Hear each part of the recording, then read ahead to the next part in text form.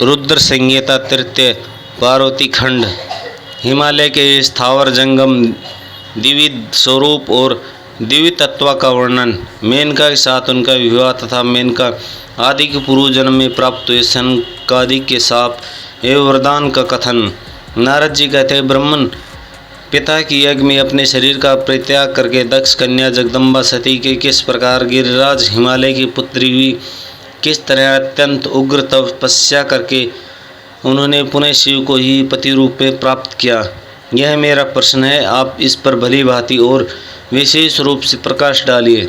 ब्रह्मा जी ने कहा, मुनि नारद, तुम पहले पार्वती की माता के जन्म, विवाह और अन्य भक्तिवर्धन पावन चरित्र सुनो। मुनि श्रेष्ठ, उत्तर दिशा में पार्वती को राजा हिमालयवान नामक महान पर्वत है, जो महातेजस्वी और समृद्धिशाली और उसके दो रूप प्रसिद्ध हैं, एक स्थावर और दूसरा जंगम। मैं संक्षेप से उसके सूक्ष्म स्थावर स्वरूप का वर्णन करता हूँ। वह रमणीय पर्वत नाना प्रकार के रत्नों आकार खान है, पूर्व तथा पश्चिम समुद्र के भीतर प्रवेश करके इस तरह खड़ा है कि मानो भूमंडल को नापने के लिए कोई मापदंड हो। वह नाना प्रकार के वृक्षों प्राप्त है और अनेक शिखरों के कारण विचित्र शोभा से संपन्न दिखाई देता है। सिंह, व्याघ्र आदि पशु सदा सुखपूर्वक उसका सेवन करते हैं। हिम का तो वह भंडार ही है, इसलिए उग्र जाना पड़ता है। भांति भांति के आश्चर्यजनक दृश्य से उसकी विचित्र शोभा होती है। देव, ऋषि, सिद्ध और मुनि उस पर्वत का आश्रय लेकर रहते हैं। भगवान शिव को वह बहुत प्रिय है, तपस्या करने का स्थान है। स्वरूप से वह अत्यंत पवित्र और महात्माओं को पावन करने वाला है। तपस्या का वह अत्यंत शीघ्र सिद्ध प्रदान करता है। अनेक प्रकार के धातु खान और शुभ हैं। वह दिव्य शरीर धारण करके सर्वज्ञ सुंदर रमणीय देवताओं स्वरूप में स्थित है। भगवान विष्णु का अविकृत अंश है, इसलिए इस शैल राज साधु संतों का अधिक प्रिय है। एक समय गिरिवर हिमालयवान ने अपनी कुल परंपरा की स्थिति और धर्म की वृद्धि के लिए देवताओं और पितरों के हित करने के लिए विलासा से अपने विवाह करने की इच्छा की। मुनिवर उस अवसर पर संपूर्ण देवता अपने स्वार्थ का विचार करके दिव्य पितरों के पास आकर अपने प्रसन्नता पूर्वक बोले। देवताओं ने कहा, पितरों, आप सब लोग प्रसन्नचित्त होकर अपनी बात सुने और यदि देवताओं कार्य सिद्ध करना आपको भी अभिष्ट हो तो शीघ्र वैसा ही करें। आपका ज्येष्ठ पुत्री जो मेनका नाम से प्रसिद्ध है, मंगल रूपणी है, उसका विवाह आप लोग अत्यंत प्रसन्नतापूर्वक हिमवान पर्वत पर से कर दो।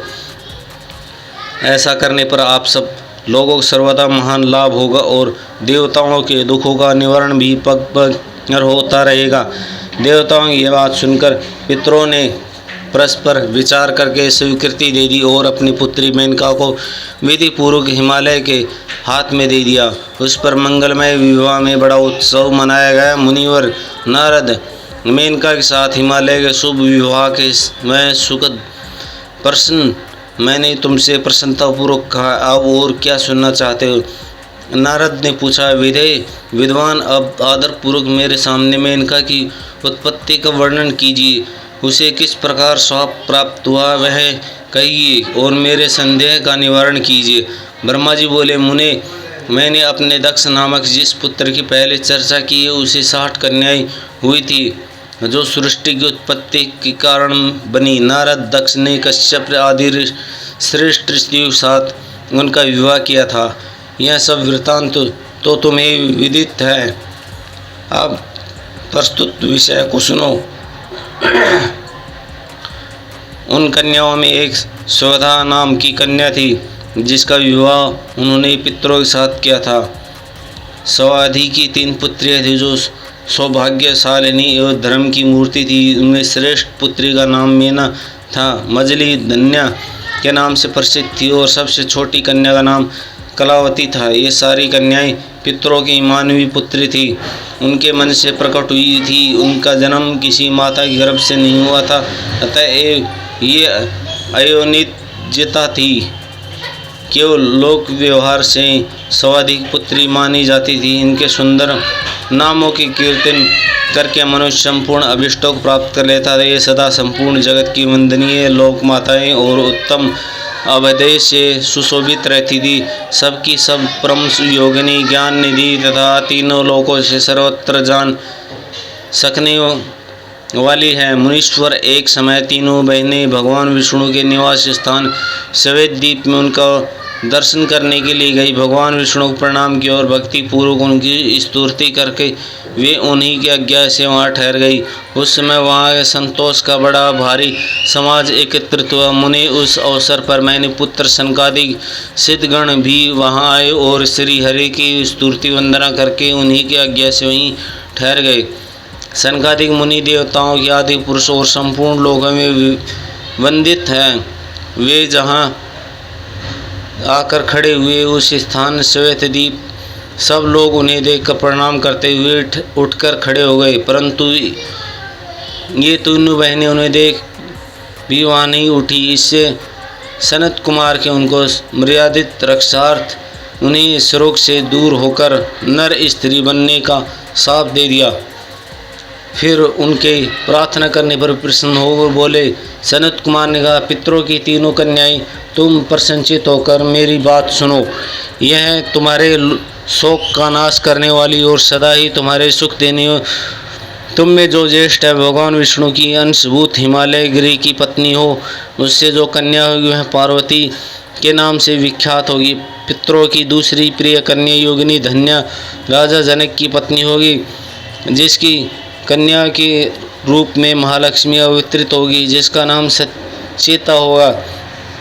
इसी प्रकार पितरों की छोटी पुत्री कलावती द्वारपाल के अंतिम भाग में वृषभ भानु वैश्वी की पत्नी होगी और उसकी प्रिय पुत्री राधा के नाम से विख्यात होगी। योगिनी मेनका की मेना पार्वती के वरदान से अपने पति के साथ उसी शरीर से कैलाश नामक परम पद को प्राप्त हो जाएगी। धन्य था उसके पति जनक कुल में उत्पन्न हुए जीवन मुक्त सहयोग ने राजा सिर ध्वज लक्ष्मी रूप का सती के सीता के प्रभाव से वैकुंठ में जाएगी।